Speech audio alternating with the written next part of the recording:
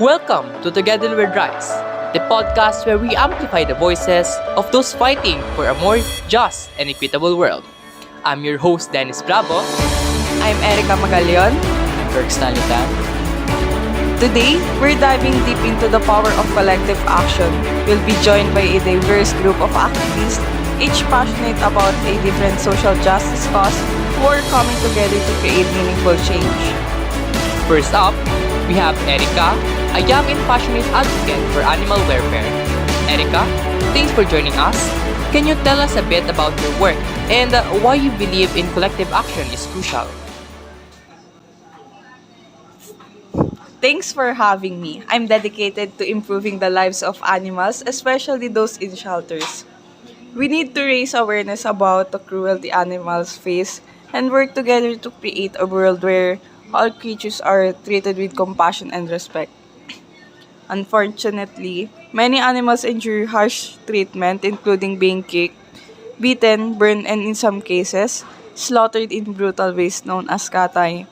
So, um, as we all know, famous to sa mga rural areas and ang mostly known dito yung mga gumagawa nito is yung mga manginginom and ginagawa nila to for their pulutan and nagiging habit na nila to kasi marami talagang animals na walang shelter sa mga ganitong area. This reflects the grim reality faced by the countless animals that can in homes, industries, and farms. So collective action is essential because it allows us to amplify our voices and create a movement that can truly impact policy and change hearts and minds. Absolutely. It's inspiring to see how passionate you are. Next, we have Dennis, a charismatic LGBTQIA+ advocate working to combat discrimination and promoting inclusivity. Dennis, what are your thoughts on the power of collective action within the LGBTQIA+ community? Well, collective action is our strength. We've seen how powerful it can be in achieving progress. From marriage equality to increased visibility and representation, by standing together, we can fight for our rights, challenge harmful stereotypes, and create a society where everyone feels safe and accepted.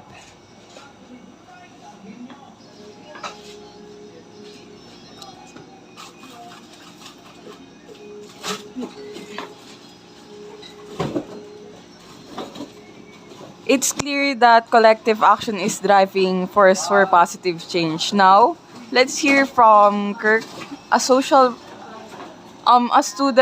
who's dedicated to protecting children from abuse and advocating for stronger child support laws.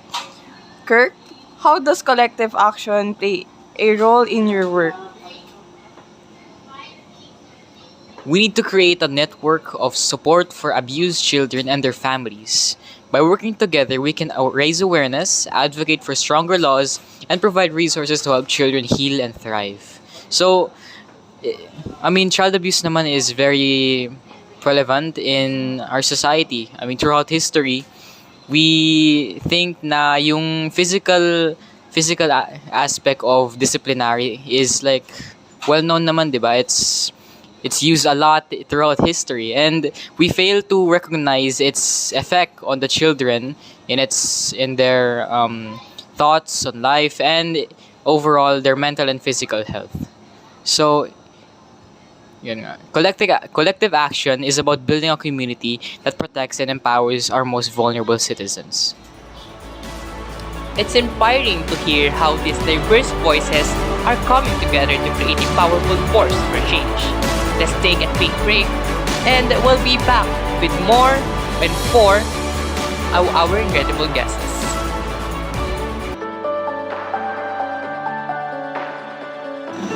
Welcome back to Together We Will Rise.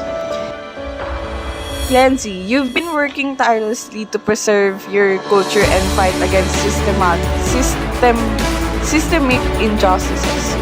How has collective action been a driving force in your activism? So, good evening, everyone. My name is Glenn Siganan, and my advocacy aims to promote the rights of Indigenous community members in our society. So, recently, Indigenous communities have been fighting for their rights and recognition. Collective action is the foundation of our resistance. We stand together, share our stories, and advocate for the policies that protects our land, our culture, and our future.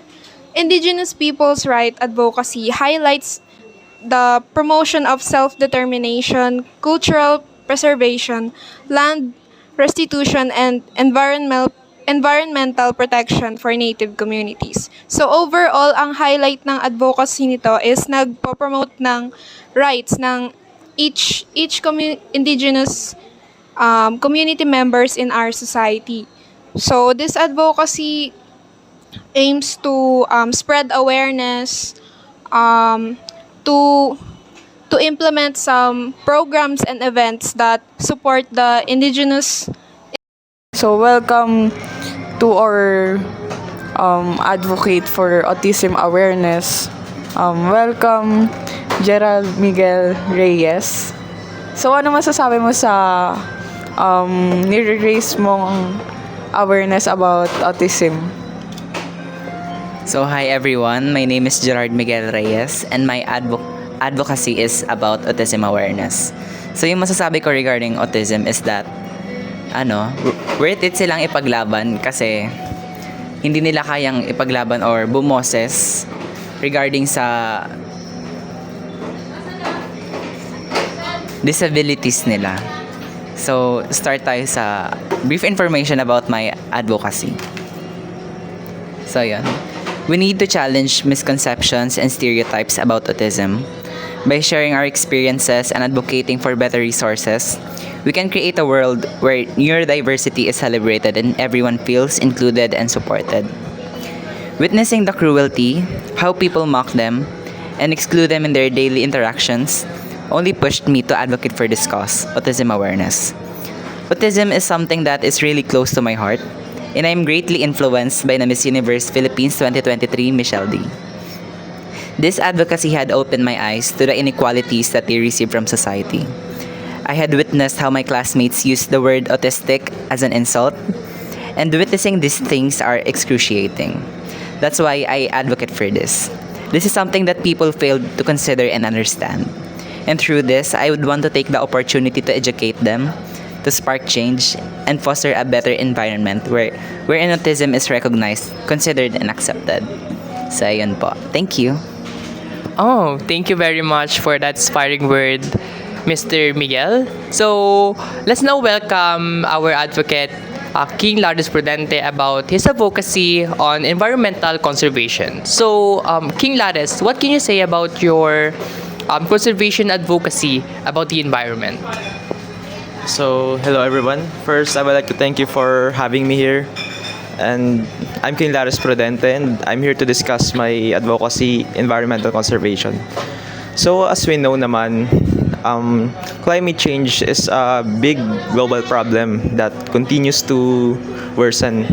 So, all peoples are affected by it globally. So, since tayo rin yung nagkakos nito, so, dapat tayo rin nang gumawa ng action to create a sustainable future. So, ang mga halimbawa na lang nito is parang magtanim tayo ng puno. Parang give and take lang yan eh. Parang pagpuputol tayo ng puno, kailangan balikan din natin sa pagtatanim. Tsaka, responsible. So siguro naman against anong masasabi mo sa mga illegal loggers? Kasi feeling ko naman against ka dun. So anong message mo sa mga illegal loggers? So, against talaga yun. Since illegal nga talaga, parang need nila ng pahintulot mula government. Kasi, hindi naman sa kanila yung pag-aari. So, I think na there are very few cases naman about that. And parang governments took actions para to stop illegal loggings. So, kung I think kahit pa sa panahon ngayon, parang may mga cases pa rin na nangyayaring ganyan. Marami nagpuputol. So I think gano'n na lang din, parang like I said earlier, kapag puputol tayo ng puno, dapat magtanim din tayo.